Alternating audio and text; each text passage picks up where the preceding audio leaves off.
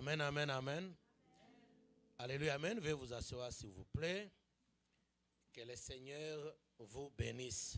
Nous sommes là pour essayer de continuer notre enseignement qu'on avait commencé le dimanche passé. Et nous espérons que l'essentiel va être dit. Qui était là dimanche passé?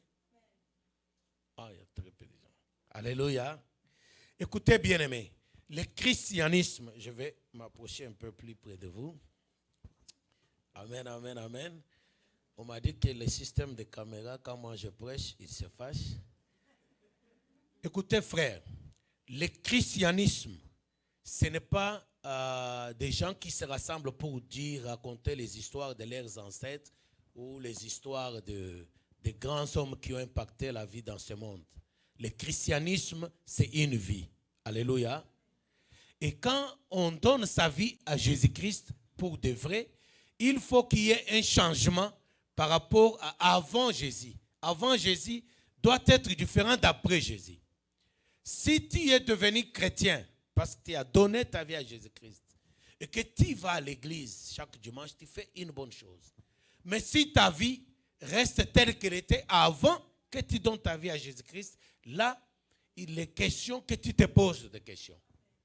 Il faut que tu te poses des questions. Et moi, j'aimerais te dire le terme que moi, j'ai utilisé dans ma propre vie et que j'aime dire. Il faut que tu puisses te rebeller par rapport à toi-même. Est-ce que quelqu'un me comprend?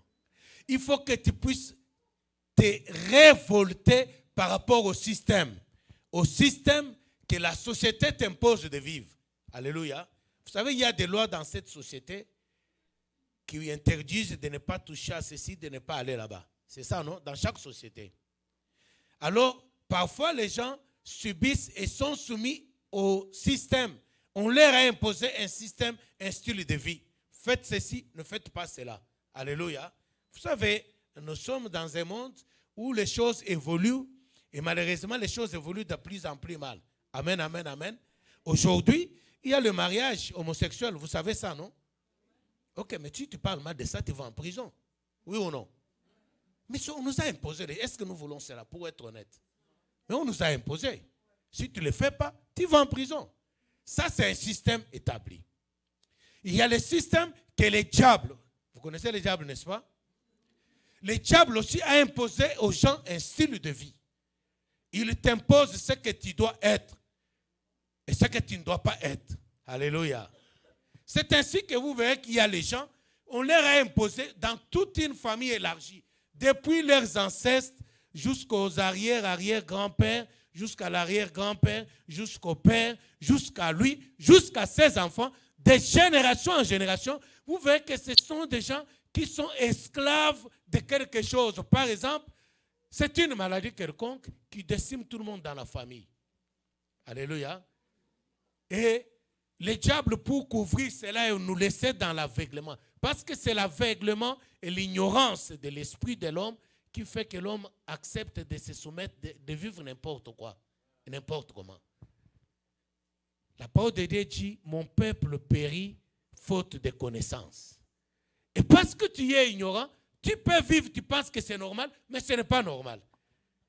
Et la volonté de Dieu, et c'est ça que je vais t'expliquer, c'est que tu comprennes que la vérité te touche et que tes yeux s'ouvrent, ou plutôt les yeux de ton cœur puissent s'ouvrir, pour que tu comprennes que tu ne devrais pas être ce que tu es. Quelqu'un dit avec moi amen. Donnez-moi un vrai amen. Je vais vous lire un premier verset. Vous allez comprendre cela. Si ceux qui écrivent, ils font une bonne chose. Alors, écrivez Éphésiens chapitre 4. C'est notre premier texte. Non, commençons par Éphésiens chapitre 1er.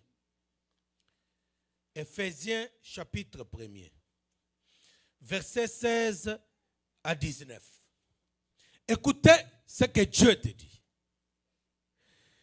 Et c'est Éphésiens chapitre 1er, verset 16 au verset 19. C'est Dieu qui parle par la bouche de Paul qui a écrit. Écoutez ce qu'il dit. C'est Paul qui dit. je ne cesse de rendre grâce pour vous, faisant mention de vous dans mes prières. Donc Paul a appris que dans la ville d'Éphèse, les gens qui ne connaissaient pas Dieu, qui étaient païens, ont entendu parler de Jésus-Christ, ils ont accepté l'évangile de Jésus-Christ, ils ont accepté Jésus-Christ comme leur Seigneur et Sauveur personnel. Et ils sont devenus chrétiens. Et c'est à eux que Paul écrit cette lettre. Voilà ce qu'il leur dit. Il dit que quand j'ai appris que vous vous êtes convertis, j'ai commencé à prier chaque jour et chaque nuit. Alléluia. Écoutez ce qu'il lui demandait pour eux. Verset 17.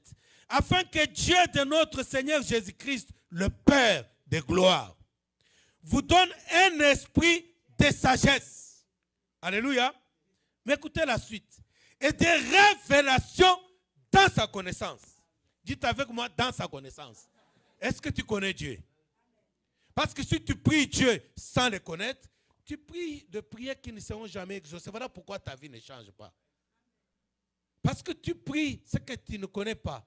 Un jour, Jésus-Christ a rencontré la femme samaritaine. Et cette femme-là dit à Jésus, oh, nos pères nous ont dit qu'il faut adorer à la montagne. Alléluia. Et Jésus lui dit, vous priez ce que vous ne connaissez pas. Alléluia. Alors, beaucoup des églises aujourd'hui, beaucoup de chrétiens prient, mais prient ceux qu'ils ne connaissent pas. Écoutez, bien-aimés. Et Jésus-Christ lui-même, pendant son ministère sur la terre, il marchait avec les 12 apôtres et beaucoup d'autres disciples qui les suivaient. Un jour, il les a fait asseoir, il leur a posé la question. Qu'est-ce qu'on dit de moi là où vous vivez là? Alléluia. Alors ils ont commencé à répondre, certains disent que tu es prophète, certains disent que tu es ceci. Alors il va leur demander, mais vous, que dites-vous de moi? Alléluia. Est-ce que nous sommes là? Qu'est-ce que vous dites de Jésus? Qui dites-vous de Jésus? Parce que si tu n'as pas la connaissance, alors laisse-moi te dire que tu peux faire beaucoup de choses, mais tu vas subir les dictats et du diable et de la société. Quelqu'un dit Amen. Malheureusement, on n'aura pas le temps. Je vais parler très peu. Je vais vous donner un témoignage et on va arrêter par là parce que 35 minutes, ce n'est pas assez. Écoutez, nous continuons notre lecture. Verset 18. Verset 17, à la fin, nous avons vu que Paul priait pour que les nouveaux convertis, les nouveaux chrétiens, Dieu leur donne un esprit de sagesse et de révélation. Parce que sans révélation, on peut faire tout ce que vous avez fait ici, c'est beau. Mais ça n'a rien à voir, ça n'impactera pas nos vies. C'est des choses qui vont nous mettre à l'aise. Ce sont des organisations humaines qui nous mettent à l'aise. On chante bien, on s'aime, on se visite, on se soutient, on se donne des cadeaux. Ce n'est pas mauvais, c'est bon. Mais il y a des choses plus importantes pour lesquelles le Seigneur est mort pour toi. Et quand on t'a annoncé Jésus-Christ, on t'a dit accepte-le parce qu'il est mort pour tes péchés. Mais au-delà de mourir pour tes péchés, il est mort pour résoudre beaucoup de problèmes. Et je vais vous l'expliquer si on aura le temps. Écoutez. Qu'il leur donne un esprit de sagesse et de révélation dans la connaissance de Dieu. Qu'ils puissent connaître d'abord le Dieu qu'ils invoquent. Tu dois connaître réellement qui est ce Dieu que tu es venu adorer ce matin. Parce que la vie chrétienne que tu mènes, elle dépend de la connaissance que tu as de ce Dieu-là. Ceux qui connaissent un grand Dieu, ils n'ont pas de limite quand ils veulent demander dans leur prière. Ta prière, même quand tu demandes là, tu demandes réellement selon la connaissance de ce que tu connais de Dieu. Je vous donne un exemple. Il y a les gens qui prient chaque jour, Seigneur, bientôt c'est la fin du mois, ça sera le premier, donne-moi l'argent pour payer les loyers. C'est une prière, non? C'est ça, non? Il y en a ceux qui prient, Seigneur, donne-moi l'argent pour acheter la maison. C'est toujours la prière. Tous sont chrétiens, tous prient le même Dieu. Mais l'autre est tellement diminué dans sa connaissance de ce grand Dieu. Il pense que Dieu est toujours capable de lui donner l'argent pour qu'il soit locataire, qu'il demeure locataire à vie. Mais l'autre, lui, pense que Dieu a plus de moyens pour me permettre d'acheter la maison. Je ne sais pas si vous connaissez, vous comprenez ça. Ça dépend de la connaissance que tu as de Dieu. Frère, écoutez, verset 18. Et qu'il illumine les yeux de votre cœur pour que vous sachiez Quelle est l'espérance qui s'attache à son appel? Moi, quand je prie beaucoup avec ce verset, à la place de l'espérance, je prononce quelle est l'assurance. Alléluia. Je quitte le domaine de l'espoir parce qu'on espère ce qui doit venir demain. Mais quand je prie, j'ai besoin que Dieu exauce aujourd'hui. Je parle ici de l'assurance. Écoutez, quelle est l'espérance qui s'attache à son appel? Il t'a appelé, n'est-ce pas? Maintenant, écoutez ce qui s'attache à ce que tu appelles là que tu as répondu. Quelle est la richesse de la gloire, de son héritage? Écoutez, est-ce que nous sommes enfants de Dieu? Et Dieu est notre Père, n'est-ce pas? Et chaque Père prépare toujours l'avenir de ses enfants, n'est-ce pas? Et quand il doit mourir, il doit leur transférer un héritage, n'est-ce pas? Donc nous sommes les héritiers de Dieu. Est-ce que quelqu'un comprend? Je vais aller avec vous doucement. Donc tu es héritier de Dieu. Pas héritier d'un père qui a des dettes. Pas héritier d'un père pauvre. Tu es héritier de celui qui a créé le ciel et la terre. Tu es héritier de celui qui a créé les vents. Vous connaissez les vents? Qui a déjà vu les vents? Celui qui a créé ces vents-là, c'est ton père. Celui qui a créé les océans, les eaux de la mer et consort, c'est ton père. Et cet homme-là est notre père. Et puisqu'il est notre père, nous sommes sa descendance. Et puisque nous sommes sa descendance, toutes ces richesses nous appartiennent, c'est notre héritage. Écoutez ce qu'il dit. Donc nous devons comprendre la richesse de la gloire, de l'héritage qu'il réserve aux saints, qu'il réserve aux chrétiens, qu'il réserve à ses enfants. La richesse de la gloire de son héritage. Le verset 19. Et quel est envers nous qui croyons, l'infinie grandeur de sa puissance. Écoutez bien aimé, la puissance de Dieu n'a pas de limite. La grandeur de la puissance de Dieu est infinie. Écoutez, l'infinie grandeur de sa puissance s'est manifestant avec efficacité. C'est déjà là. Écoutez frère, est-ce que quelqu'un comprend ça? Est-ce que c'est ce Dieu-là dont il prie chaque jour? Et pourquoi ta vie est toujours médiocre? Pourquoi ta vie est toujours une petite... Il y a les chrétiens, moi ça me révolte. Vivent toujours une petite vie. Ils font des petits projets. Je parlais là dimanche passé. Vous verrez à l'église des infirmières, des infirmiers auxiliaires, comment on appelle encore, des préposés. Mais vous savez que la majorité de ces gens-là, ce sont les Haïtiens. Et un peu des Africains, n'est-ce pas? Oui ou non? C'est des Noirs. Ou ce qu'on appelle quand on veut nous amadouer un peu, on dit minorité visible. Non. Parce qu'ils ne veulent pas dire des nègres. Alléluia. C'est ça la vérité. Mais écoutez, frères et sœurs. Vous savez que nous sommes majoritaires dans ce domaine-là. Ou quand vous êtes majoritaire, vous pouvez imposer votre loi au lieu de subir. Et j'avais dit dimanche passé, j'avais des sœurs à l'église qui se plaignaient tout le temps. Oh pasteur, là où je travaille, on m'a fait ceci, on me fait cela, on me complique la vie. C'est des infirmières auxiliaires. Un jour, Dieu m'a dit, mais pourquoi ils souffrent? Vous pouvez ouvrir vous-même un homme de veillard. Comme ça, au lieu de travailler sous l'ordre des païens et subir leur dictat, ils vont travailler, la directrice sera une chrétienne. Tous ceux qui travaillent là-bas, les infirmières auxiliaires, les proposés bénéficiaires, seront tous chrétiens, ils seront entrés, ils ne pourront pas se faire du mal. Pourquoi? Est-ce que c'est impossible ça? Est-ce que c'est impossible que l'église Béret puisse ouvrir un homme de veillard pour accueillir des veillards? Combien de veillards haïtiens nous avons dans cette ville? Mais on peut les acquérir dans notre propre homme de veillard. Avec nous-mêmes comme infirmiers, avec nous-mêmes comme préposés. Pourquoi on subit le dictat des païens? Parfois la tête, c'est une païenne. Parfois c'est une occultiste. Maintenant elle sait que tu es chrétien, elle peut te faire souffrir. Elle te traite comme quantité négligeable. Mais le problème est qu'on n'a aucune vision de grandeur. Parce qu'on croit à un petit Dieu. Et si tu crois à un petit Dieu, tu vas faire des petits projets. Tu ne vas pas voir plus loin que ça. Dites avec moi, je refuse la médiocrité. Il faut rejeter la médiocrité. Parce que notre Dieu n'est pas médiocre. Écoutez, bien-aimés. Je relis encore le dernier verset, 19 à la fin. Quelle est envers nous qui croyons l'infinie grandeur de sa puissance, se manifestant avec efficacité par la vertu de sa force. Écoutez frère, je vais vous donner un petit témoignage pour continuer. Je dis ceci, l'évangile de Jésus-Christ, le Jésus-Christ que nous sommes réunis ce matin pour écouter, ce n'est pas un diseur de bonne aventure. La Bible dit que l'évangile de Jésus-Christ, c'est la démonstration de la puissance. Alléluia.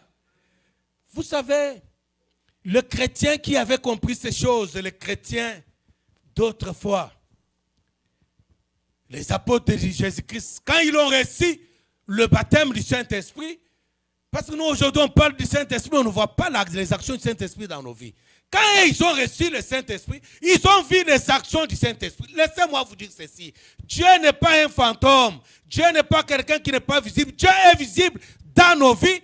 À partir des actions et des actes qu'il a accomplis dans nos vies, c'est la preuve que Dieu existe. Mais si Dieu ne fait rien dans ta vie, donc c'est un Dieu historique qui n'est pas différent de Mahomet. C'est un Dieu qui a existé, qui n'existe pas. Le nôtre, il vit chaque jour et il est en nous. Frère, les gens qui ont écouté, qui ont marché avec Jésus, qui ont crié dans ces choses, un jour ils sont allés à Thessalonique et puis à Bérée. Alléluia, vous appelez Bérée, non? Vous devez connaître l'histoire de Bérée. Quand l'apôtre Paul et Silas, ils sont allés à Thessalonique et à Bérée, les gens qui habitaient ces villes-là ont dit ceci. Ces hommes qui ont bouleversé le monde sont venus aussi parmi nous. Dites avec moi, bouleverser le monde. Est-ce que tu as déjà bouleversé ta famille? Comment tu vas bouleverser le monde si tu n'as jamais bouleversé même ton mari? Tu n'as jamais bouleversé ta femme. Tu n'as jamais bouleversé tes enfants. Tu n'as jamais bouleversé tes amis, tes copains, tes collègues à l'école. Pourquoi les païens ne sont pas bouleversés par les miracles de ta vie? Alléluia. Est-ce qu'on est là?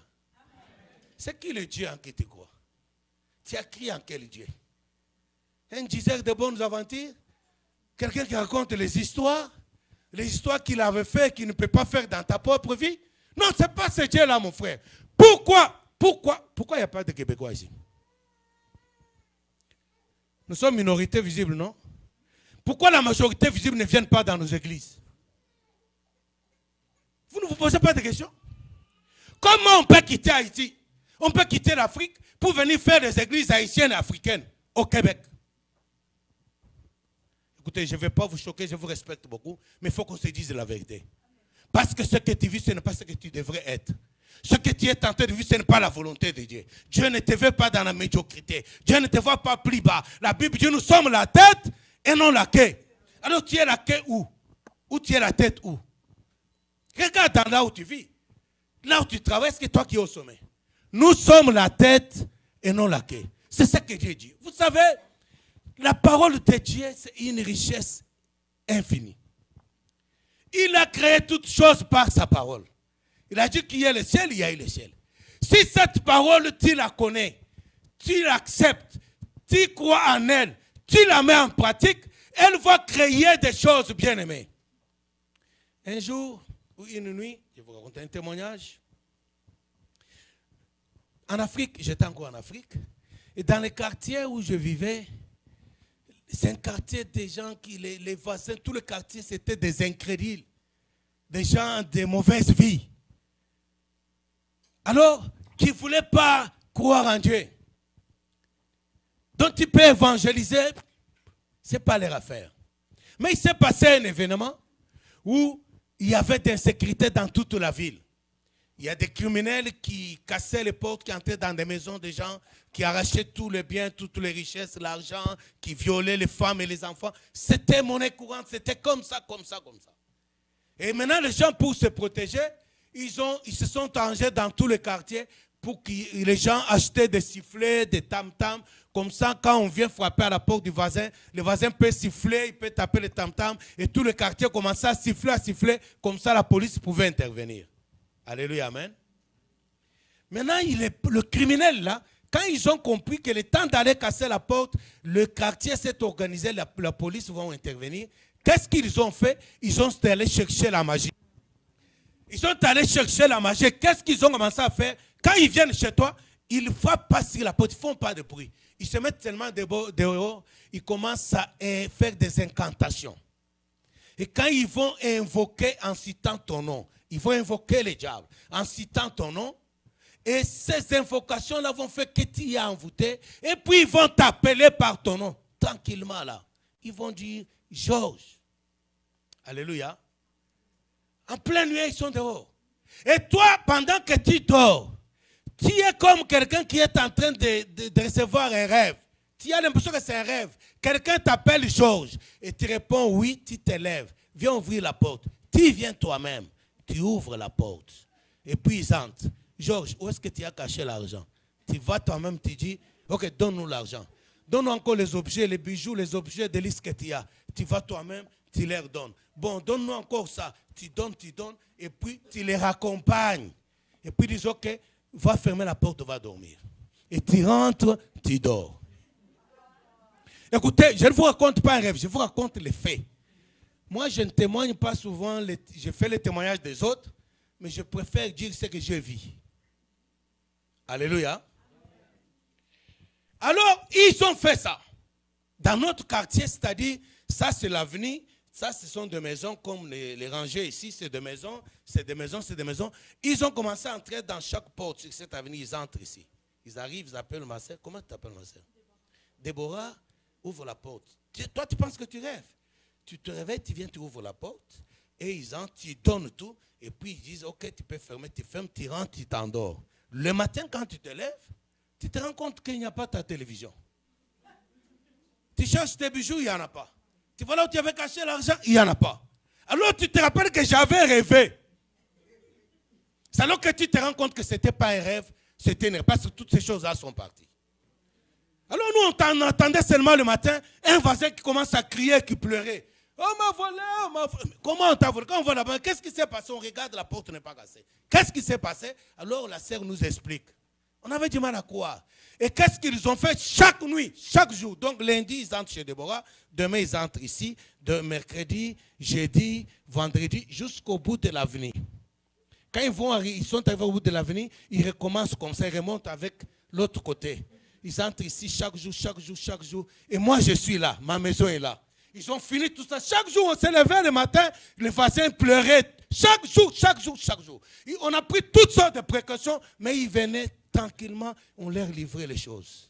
Ils sont entrés partout et ils restaient seulement à ma maison. Donnez-moi un amen. Donnez-moi un vrai amen, bien-aimé. Dites avec moi, Jésus est vivant. Et la preuve est dans le miracle. La preuve est dans le miracle.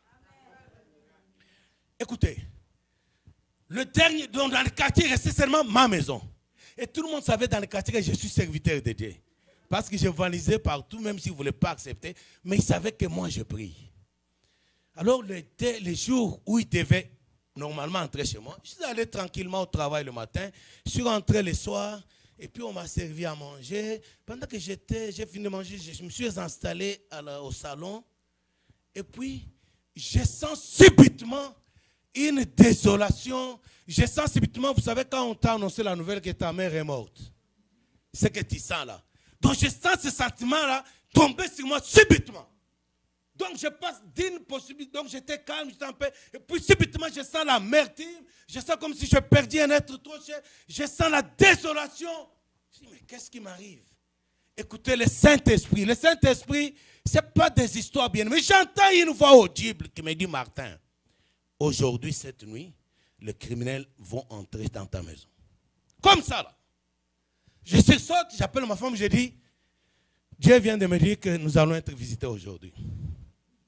Elle dit, ah non, c'est peut-être, ils sont entrés partout, c'est la peur. Je dis, non, non, ce n'est pas la peur, Dieu m'a dit ça. Vous savez qu'est-ce que j'ai fait? La réaction humaine, j'ai commencé à paniquer, j'ai appelé un voisin qui était lui-même déjà visité. Mais il était électricien. Je lui dis, viens venir triquer un peu sur ma porte, mettre des fils, mettre les courants. Comme ça, quand ils vont venir, quand ils vont toucher à la porte, ils seront électrocutés. Alors quand je l'appelle, il arrive. Il s'appelait Christelle, mon ami là. Je lui dis, Christelle, Dieu vient de me dire que ce soir, les groupes là vont entrer chez moi. Lui aussi, il réagit, il dit, non, pasteur, c'est la paix parce qu'ils sont entrés partout. Moi, je ne crois pas. Je lui dis, ils vont entrer chez moi. Il a vu que j'étais sérieux. Il dit, ok. C'est lui qui va me dire, on va faire session, on va se dire, ok, fais-le. Et puis, il va faire tout ça là. Il me dit, bon, on va dormir, tu vas seulement brancher et puis c'est fini. Quand ils vont venir, dis-leur d'ouvrir et même dès qu'ils touchent, ça va l'électricité. Il dit, ok. Et quand il repart, la nuit, j'ai attendu que les enfants aient dormi et puis j'ai fait tous les pièges qu'on avait fait là. Maintenant, quand je rentre pour aller dormir, la voix audible du Seigneur me dit, comment toi, chrétien, tu peux espérer la protection du courant? Alléluia. Comment toi, serviteur de Dieu, qui prêche un Dieu puissant qui protège, comment tu ne crois pas qu'il peut te protéger? J'ai eu honte. Alors j'ai débranché tout, j'ai dit, ok Seigneur, pardonne-moi. J'avais l'habitude de prier. En ce temps-là, j'avais un programme, je priais chaque jour de 2h du matin à 4h du matin. Alors, je priais un peu puis je suis allé dormir. Mais j'avais peur, alors trop peur. Quand je suis allé dormir, à 2h, je me suis levé. J'ai commencé à prier. Quand j'ai commencé à prier, mais j'avais cette panique-là. Au lieu de prier comme je prie naturellement, je commençais à prier, Seigneur, protège-moi. Et de temps en temps, j'allais regarder, je tirais les rideaux de la fenêtre, je regardais dans la cour de la parcelle, de la concession, pour voir si c'était... Et je priais jusqu'à 4h du matin, il n'y avait rien. Je regardais dehors, il n'y avait rien. Je me suis dit moi-même que finalement, ils ne viendront pas, c'est que j'avais seulement la peur. Même ce que j'ai entendu là, ce n'est pas Dieu, c'est seulement la peur. Parce que généralement, après 4h du matin, je ne crois pas que le voleur va venir voler à 5h. Les gens commencent déjà à sortir pour aller au travail. Je suis rentré, je suis allé dormir. À peine je m'étends sur les lits, un sommeil profond me prend. Et pendant que je suis profondément en sommeil, je sens quelqu'un me tirer au pied. C'est comme ça, c'est mon pied sur les lits. Martin, Martin, Martin, Martin, lève-toi, ils sont là. Est-ce que quelqu'un comprend ce que je dis? Je sursaute, mais je sens qu'on m'a tiré les pieds là. Je sors, je regarde d'abord sur la fenêtre de la chambre de ce côté de la concession, il n'y a rien. Je vais aller au salon, je tire les rideaux, dehors, il n'y a rien. Je dis, oh, mais est-ce que c'est la peur qui me joue le tour? Je rentre, je dors. Et à peine je mets la tête sur les lits, un profond sommeil, et une deuxième fois, Martin, Martin, Martin, ils sont là. Ça s'est répété 3 fois. Mais la 3e fois, quand je me lève, je vais aller au salon, je tire les rideaux comme ça, je vois un groupe des hommes. À peu près 4 ou 5 personnes. Là, ils sont sur ma voiture, ils sont tentés de forcer d'abord le portier de la voiture pour venir. Moi, je regarde, je les vois. Alléluia. Qu'est-ce que tu fais? Ils sont là, avec les armes, tout, ils sont là. Tu fais quoi? Je suis resté à la fenêtre, je regardais comme ça, et ils étaient, et Dieu me dit, la voix là me dit, quand ils vont finir de sortir tout ce qui est dans la voiture, ils vont venir à la maison. Je suis resté là comme tétanisé. Je ne savais pas quoi faire. Et le Saint-Esprit me dit, ouvre la fenêtre, dis-leur tout doucement, mes amis, Jésus vous aime. Est-ce que vous comprenez ça? J'ouvre la fenêtre. Et puis je dis doucement, mes amis, Jésus vous aime. Mais le problème, c'est que quand moi je dis doucement, mes amis, Jésus vous aime, la voix sort comme dans le haut-parleur. Mes amis, Jésus vous aime. Vous comprenez ça? Automatiquement, je vois les 4, la personne qui était sur la voiture, les 4 détails, ils sautent la muraille de la clôture de la parcelle, ils vont courir. C'est lui qui était en train de tirer la voiture, la porte de la voiture, il va être soulevé comme ça, comme par une puissance invisible. Il va être soulevé jusqu'à ce niveau. Et puis, pouf, il tombe sur la terre. Et puis, il commence à faire ça. J'ouvre la porte tout doucement. Il est là. Et quand je dis, mes amis, Jésus vous aime, les baffles invisibles du Seigneur ont répandu. La voix est allée dans tous les quartiers. Et comme tous les quartiers ne dormaient pas, chacun veillait à sa maison, tout le monde sont sortis. Dans moi, quand j'ouvre la porte, dans ma constitution, tous les quartiers étaient là. On est tombé sur lui et tout le monde voulait le brûler. Il avait des gris-gris, il avait porté des amulettes, beaucoup de gris-gris, des histoires de féticheurs. Et là, il tremblait comme ça, tétanisé. On l'a accueilli comme un fruit.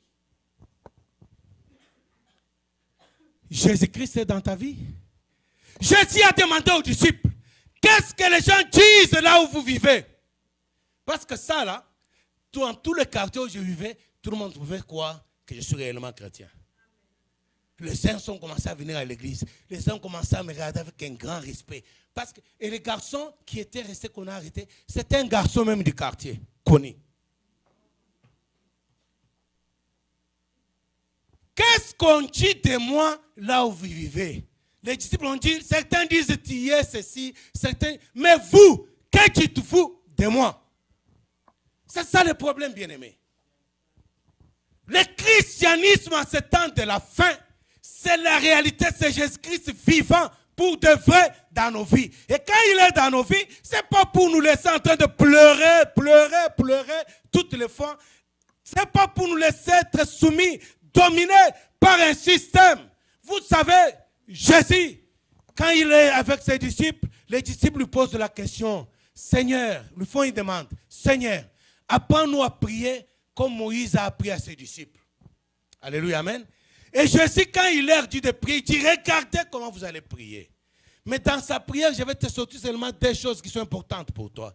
Il dit, quand vous priez, dites à Dieu que ta volonté soit faite au ciel, que ta volonté soit faite sur la terre plutôt, comme au ciel.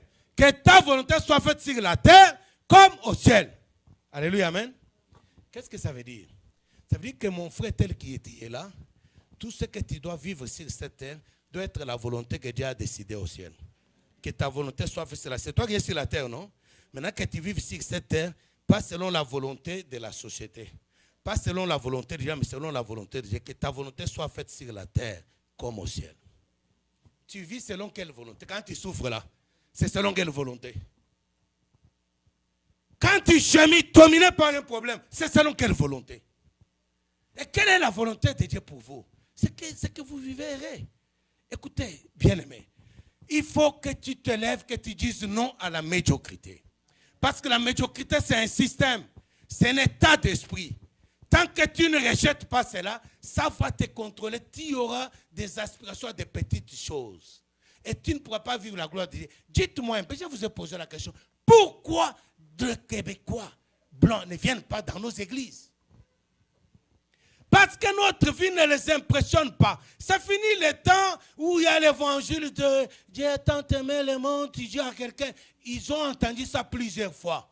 Ils ont des problèmes. Ce n'est pas ces petites paroles qui vont changer leur vie. Il faut que leur vie soit changée. Ils ont des problèmes importants. Ils ont entendu ça plusieurs fois. L'évangile qui touche aujourd'hui, c'est ce que Dieu fait dans ta vie. Écoutez, quand Jésus dit aux gens, quand vous serez mes témoins, vous serez le Saint-Esprit, vous serez mes témoins. À Jérusalem d'abord. Jérusalem, c'est là où tu vis. L'évangile qui touche les païens aujourd'hui, c'est là où tu vis. Ils connaissent ta vie. Ils voient que les choses sont en train de miraculeusement changer dans ta vie. Maintenant, ceux qui ne prient pas, ils seront interpellés dans leur conscience que c'est son Dieu qui fait ça. Et toi-même, tu auras le courage d'aller leur parler que voilà ce que Dieu a fait dans ma vie. Jésus a dit, il n'a pas dit aller prêcher la parole. Il a dit, vous serez mes témoins. Les témoins, c'est ce que je vous ai fait ici, c'est un témoignage. Il dit ce qu'il a vu, ce qu'il a vécu. Vous serez mes témoins. Mais parce que nous vivons au Québec, mais nous ne sommes pas les témoins. Nous témoignons quoi? Quel est le témoignage que tu peux témoigner? Vous savez, ça me rend triste. Chaque dimanche, quand je viens ici, je trouve un groupe de Québécois sur la terrasse là. Je les ai laissés là-bas en train de prendre le café, sur la terrasse. Ils prennent tranquillement leur café, mais nous sommes censés prier Dieu ici, non? Est-ce que vous trouvez ça normal? Est-ce que réellement c'est normal? Nous prions un grand Dieu, non? Pourquoi ce grand Dieu n'impacte pas ces gens-là? Pourquoi ils sont là tranquillement? Parfois quand on entre, peut-être ils se moquent de dire, ah, peut-être comme ils savent, ils disent les Noirs sont des pauvres, les Noirs ils sont pauvres. Écoutez, il faut que ça change dans ta vie. Donc il faut connaître qui est Dieu. Si tu connais que tu es un Dieu grand, quelle que soit la grandeur de ton problème, au lieu de regarder ton problème, tu regarderas la grandeur de Dieu. Le peuple de Dieu qui est sorti d'Égypte avec Moïse, quand ils sont arrivés à la mer Rouge, ils avaient des yeux à gauche, à droite. Ils regardaient la grandeur de la mer Rouge sans regarder la grandeur de celui qui a créé la mer Rouge. Est-ce que vous comprenez ça? Mais derrière eux, il y avait Pharaon qui venait avec toute son armée. Laissez-moi vous dire qu'en ce temps-là, l'Égypte était la première puissance mondiale. Ce n'était pas les États-Unis, c'était l'Égypte. C'est à cause de leur puissance économique et militaire qu'Israël, quand il y avait la famine dans tout le monde, dans tous les pays du monde, c'est ainsi qu'Israël est allé en Égypte parce que là-bas, il n'y avait pas la crise. C'était à l'époque la puissance mondiale. Donc la super armée. Ils étaient en train de poursuivre le peuple d'Israël. Donc il y avait un danger derrière, il y avait un danger devant. Alléluia. Et les gens commençaient à crier, à crier, à crier. Moïse, qu'est-ce que tu nous as fait? Maintenant, on va mourir ici. Il n'y a pas un pont pour traverser. Il y a le pharaon qui vient avec son armée. Moïse, qu'est-ce que tu as fait? Vous connaissez la chose, n'est-ce pas? Écoutez, Dieu, quand il faisait cela, ils ont vu la mer Rouge. Ils ont vu le pharaon et consorts. Mais la Bible dit que Dieu était là, représenté dans la colonne de nuée. Donc, ils voyaient aussi la colonne de nuée. Donc, Dieu leur avait dit, je serai avec vous chaque jour. Les jours dans la colonne de nuée et la nuit dans la colonne de feu. Donc, la colonne de nuée était là. Ils voyaient aussi que Dieu est là. Mais ils ont été impressionnés par la grandeur de la mer Rouge. Et puis par la puissance des pharaons qui venaient derrière. Ma soeur, mon frère, tu es impressionné par quoi? C'est quoi ton problème? Il est tellement grand, n'est-ce pas? Mais est-ce que tu sais que Dieu est plus grand que ton problème? Au lieu de regarder à Dieu, ils ont commencé à crier, à crier, à crier. Et puis Dieu a entendu les cris. Dieu dit à Moïse, Moïse, pourquoi ces cris? Tu cries dans ta maison, tu pleures tout le temps. Oh mon Dieu, il y en a même qui crient, qui parlent à leurs ancêtres. Oh ma mère, si tu étais là, oh mon blablabla. Vous savez comment ça se passe, non? Dieu dit pourquoi ces cris? Dis au peuple qu'il marche. Écoutez Dieu, devant il y a la mer Rouge, il n'y a pas le pont. On va marcher comment? Donc Dieu s'en fout même de ton petit problème. Il voit seulement que ton problème est petit, qu'il ne pense même pas ça. Pendant qu'il voyait la mer Rouge, Dieu ne voyait lui rien. Dieu voyait seulement un point invisible là. Dis au peuple qu'il marche. C'est quoi ton problème, bien-aimé? C'est quoi l'obstacle qui est devant toi? C'est que tu crois quel Dieu est. Dis au peuple qu'il marche. Qu'il marche. Regardons la grandeur de Dieu. Mais pour regarder la grandeur de Dieu, il faut avoir la révélation. De connaître qu'il est grand. Comme ça, peu importe le point que tu auras, tu pourras ne pas être troublé parce que tu connais en qui tu as créé. C'est très important, bien-aimé. Je vous avais parlé le dimanche. Le peuple de Dieu, ils sont allés faire espionner Canaan. Quand ils entrent, ils donnent à Moïse le rapport, il dit, nous avons vu des géants fils d'Anak. À nos yeux et à leurs yeux, nous sommes comme des sauterelles. Alléluia. Mais les gens fils d'Anak, qui les a créés? Mais ce Dieu-là dit qu'il nous a rachetés. Nous sommes devenus ses enfants. Si tu as accepté Jésus-Christ, tu es devenu l'enfant de Christ et son héritier. Lisons Galates chapitre 4, verset 1 à 7. Or, aussi longtemps que l'héritier est enfant, je dis qu'il ne diffère en rien d'un esclave, quoi qu'il soit le maître de tout. Donc, tant que tu resteras enfant dans ta connaissance de Dieu, bien que tu sois héritier, mais tu vivras toujours comme esclave. Donc tu ne pourras pas jouir des richesses, de l'héritage de ton père. Parce que tu es encore enfant dans la connaissance même de Dieu. Dans la connaissance même de ce que Dieu a pour toi. Tu es ignorant. Verset 2. Mais il est sous des tuteurs et des administrateurs jusqu'au temps marqué par le Père. Nous aussi, de la même manière, lorsque nous étions enfants, nous étions sous l'esclavage des rudiments du monde. Mais, lorsque les temps ont été accomplis, Dieu a envoyé son Fils, né d'une femme, né sous la loi, afin qu'il rachètât ce qui était sous la loi, afin que nous réquisions l'adoption. Et parce que vous êtes fils, Dieu a envoyé dans nos cœurs l'esprit de son Fils, lequel crie Abba, Père. Dernier verset. Ainsi, tu n'es plus esclave, mais fils. Et si tu es fils, et si tu es fils, et si tu es fils. Maintenant, je vais vous expliquer l'héritage et on va prier. Parce que c'est ce que Paul, je vais vous expliquer dans la pratique ce que Paul vient de dire là. Il dit que Dieu a envoyé son Fils. Jésus est venu. Jésus est allé à la croix. C'est ce qu'on t'a prêché. Jésus est mort pour tes péchés. Mais écoutez, je vais t'expliquer ce qui s'est passé à la croix.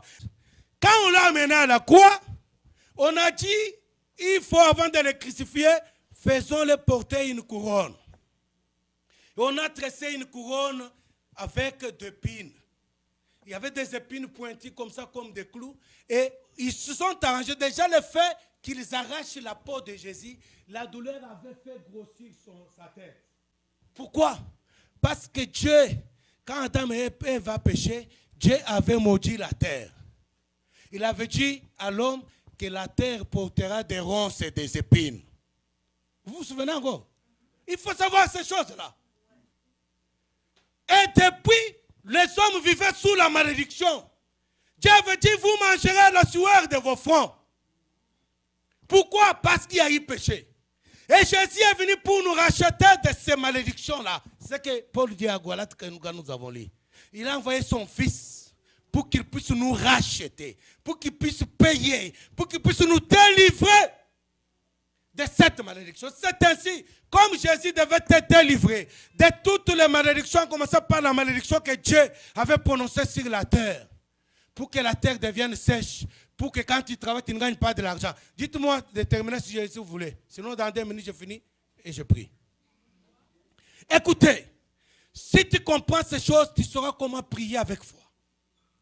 La couronne d'épines que Jésus a portée, c'est l'image de la malédiction. Parce que Dieu avait maudit le péché d'Adam et Ève. Et c'est ce péché-là que nous subissons, ou qu'on subissait avant de connaître Christ. Quand tu viens à Christ, il faut que tu sois délivré de ça. La Bible dit que Dieu s'est fait malédiction. Il a porté la malédiction qui était sur nous. Et il nous a enrichis, il a fait de nous bénédiction. C'est ainsi qu'il a porté cette couronne-là, parce qu'il devait payer comme ça pour que toi, tu ne souffres pas de la malédiction. Est-ce que vous comprenez ça?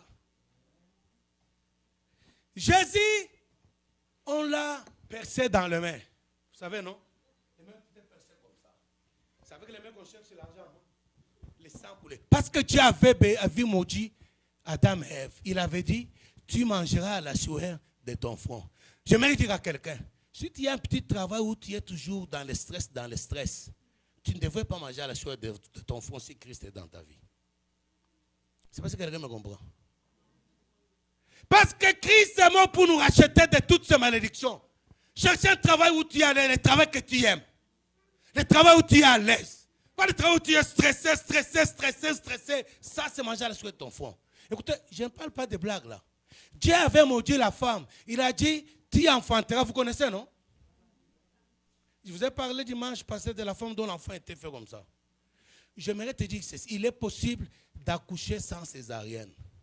Il est possible d'accoucher sans douleur d'enfantement. Est-ce que vous croyez ça? Si tu crois, la Bible a dit. Vous savez, moi, avec ma femme, Dieu nous a fait grâce, nous avons eu nos enfants. Nos enfants avaient toujours 4 kilos quelques. 4 kilos 300. Donc, des gros bébés. Aucune fois on a fait la césarienne. Hein? Non, parce que nous on croit dans la parole de Dieu et chaque jour on prie. Et avant que ma femme fasse à l'accouchement, je prie, je rappelle à Dieu ces promesses-là. Je dis, la malédiction là de l'enfantement, des douleurs de l'enfantement, Christ a porté ça à la croix. Donc il n'est pas question d'aller là-bas, le médecin vous dit n'importe quoi, césarienne, c'est faux. Mais il faut croire dans ce, il faut le connaître. Christ a payé la croix. Il a été cloué dans les mains pour que nos business, pour ceux qui veulent entreprendre. Bien aimé, moi j'encourage les chrétiens, au lieu d'être esclave d'un patron qui est païen, tu peux faire des projets et épargner un peu, faire un projet, le présenter devant Dieu dans la prière. Tu peux devenir entrepreneur. Tu peux engager aussi les gens que tu peux commander au lieu d'être toujours commandé par un païen. Parce que le sang a coulé des mains de Jésus, il a touché la terre pour nous délivrer de la malédiction. Tu mangeras la soie de ton front. Non. Tu peux avec Dieu faire de grandes choses, faire de grandes entreprises avec Dieu. Parce que la Bible dit, avec Dieu, nous ferons des exploits. Ok. On ne peut pas tout terminer, on va se lever pour la prière. Parce que j'ai vu le frère derrière là, il regarde toi à la montre. Malheureusement, les bonnes choses ne disent jamais. Écoutez, bien-aimés, je ne suis pas venu vous raconter la bonne aventure. Je suis venu vous montrer comment vous pouvez vivre une vraie vie chrétienne. Alors tu vas prier Dieu. Demande à Dieu qui te donne la révélation de ce qu'il est. Qui te donne la révélation de ce qu'il a et ce qu'il peut faire pour toi. Demande à Dieu de te donner un esprit de révolution. Il faut que tu refuses certaines choses. N'accepte pas comment tu vis. Vous savez, tu peux déjà prier pendant que j'ai conduit la prière comme ça. Jésus a rencontré un fou au cimetière de Gadara. Cet homme qui passait sa journée, ses nuits dans le cimetière, Jésus l'a délivré. Et quand il a délivré les gens de la ville où il vivait, la Bible dit que ces gens sont venus, ils l'ont trouvé assis dans son bon sens. Donc avant, il n'était pas dans son bon sens. Il y a des chrétiens qui ne vivent pas dans leur bon sens. Vivez selon la volonté de Dieu. Et la volonté de Dieu est que tu domines. La volonté de Dieu est que tu impactes. Que tu influences ton environnement, qu'on sache que tu es un grand Dieu. C'est pourquoi les habitants de Thessalonique et de Bérée, ils ont crié. Ces hommes qui ont bouleversé le monde sont venus aussi parmi nous. Bien-aimé, demande un bouleversement dans ta vie. Il faut rejeter la misère. Il faut rejeter la maladie. Il faut rejeter la pauvreté. Il faut rejeter la médiocrité. Il faut rejeter la petitesse dans tous les domaines. Il faut rejeter l'humiliation, ma sœur. Tu vas supporter l'humiliation jusqu'à quand? Tu es toujours humilié par ta situation. Tu es toujours moqué. Les gens qui te connaissent se moquent de toi. On t'a donné même des sobriquets. Tu vas continuer à supporter ça jusqu'à quand? Tu peux refuser ça ce matin. C'est ça le christianisme, le vrai. Ce n'est pas chanter, rentrer le même. Jésus, tout ce qu'il a rencontré, il a changé leur vie. Personne n'est venu à Jésus et rentré tel qu'il était. Pourquoi vous continuez à être les mêmes personnes? Que chacun prie selon que Dieu va le conduire selon ses besoins. Que Dieu vous bénisse.